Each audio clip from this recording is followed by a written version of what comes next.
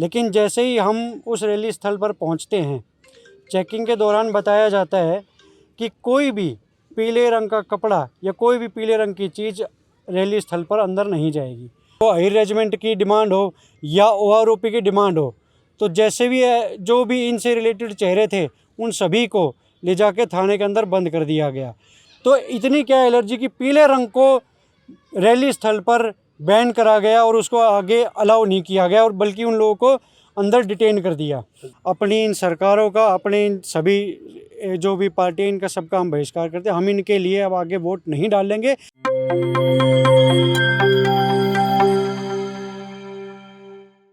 हम आपको बता दें कि कल एम्स का शिलान्यास किया प्रधानमंत्री जी ने। हम उस रैली के अंदर शरीक होने गए थे और माननीय प्रधानमंत्री जी ने जो हमारे इलाके के लिए जो सौगात लाए हैं उसका स्वागत करने गए थे। लेकिन जैसे ही हम उस रैली स्थल पर पहुंचते हैं, चेकिंग के दौरान बताया जाता है कि कोई भी पीले रंग का कपड़ा या कोई भी पीले रंग की चीज़ रैली स्थल पर अंदर नहीं जाएगी। आज तक हमने सुना था कि भाई काला हम नहीं लेके जा सकते या काली पैंट या कुछ भी पहना हुआ हम नहीं जा सकते क्योंकि वो विरोध का प्रतीक है। लेकिन मुझे समझ नहीं आ रहा कि पीले रंग से ऐसी क्या एलर्जी हो गई कि पीले रंग को अंदर बैन किया गया। या तो जिसके पास भी कोई भी पीले रंग का कुछ भी था, या तो पगड़ी के अंदर पीला रंग था, या किसी के पास पीले रंग की टोपी थी, पीले रंग का कुर्ता किसी ने पहना हुआ था, उन सभी को या तो बाहर रोक दिया, या फिर अगर किसी को अंदर भेजा गया तो बाद में विभाग द्वारा उनको वहाँ से डिटेन कर लिया गया और ले जाके थाने में बंद कर दिया गया। इसी के साथ बहुत सारे ऐसे कार्यकर्ता थे जो हमारे इलाके की विभिन्न मांगों से जुड़े हुए हैं, चाहे वो अहिर रेजिमेंट की डिमांड हो या OROP की डिमांड हो। तो जैसे भी जो भी इनसे रिलेटेड चेहरे थे उन सभी को ले जाके थाने के अंदर बंद कर दिया गया। तो इतनी क्या एलर्जी कि पीले रंग को रैली स्थल पर बैन करा गया और उसको आगे अलाउ नहीं किया गया, और बल्कि उन लोगों को अंदर डिटेन कर दिया। कितने लोग थे ऐसे जिनको डिटेन? हमारे 70 से 80 आदमी ऐसे थे जिनको डिटेन किया गया। और इनके अंदर ऐसा नहीं है कि कोई अहिर रेजिमेंट से जुड़े हुए ही लोग थे।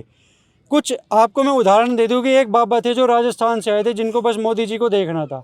उनका सफ़ेद साफा था, लेकिन उनके गले में एक पीले रंग का पटका था। उस वजह से उनको वहाँ थाने के अंदर, बुजुर्ग 80 साल के आसपास के बुजुर्ग को वहाँ बिठा दिया। ज़्यादातर बुजुर्ग थे जो बैठे हुए थे वहाँ पे।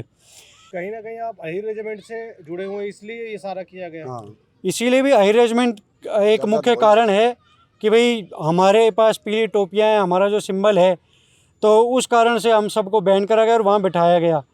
और इसीलिए जिन लोगों का इस मुहिम से कोई लेना देना नहीं है वो भी वहाँ बैठे हैं जाके। क्या हम मांग उठाने वाले थे अहिर रेजिमेंट की? जैसे हमने 2 दिन पहले 3 दिन पहले देखा भूपेंद्र यादव की सभा में नारेबाजी हुई 3 से 4 बार उनके भाषण के दौरान।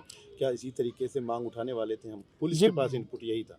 भूपेंद्र यादव जी का जो प्रोग्राम था वो हमारे समाज का प्रोग्राम था, और वहाँ पर जो पूरे लोग जो मौजूद थे हमारे समाज के लोग थे।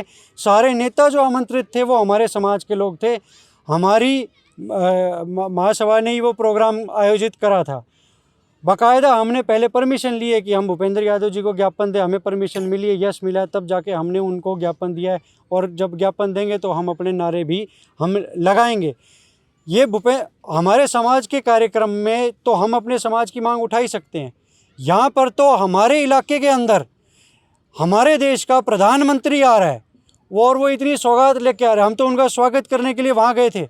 अगला लक्ष्य क्या रहेगा? अहिर रेजिमेंट की मांग को लेकर धरना आपका चल ही रहा है, उसके बाद अभी क्या पूरा रूपरेखा रहेगा? देखिए, सबसे पहले तो ये जो वाक़या हुआ है ये हमारे क्षेत्र के मुंह पे तमाचा है। तो हम लोग अपनी इन सरकारों का, अपने इन सभी जो भी पार्टी इनका सबका हम बहिष्कार करते हैं। हम इनके लिए अब आगे वोट नहीं डालेंगे। हम अपनी वोट की चोट मारेंगे, क्योंकि वोट का टाइम आता है इन सबको अहिरवाल याद आता है। तो अब हम इनके लिए वोट नहीं डालेंगे।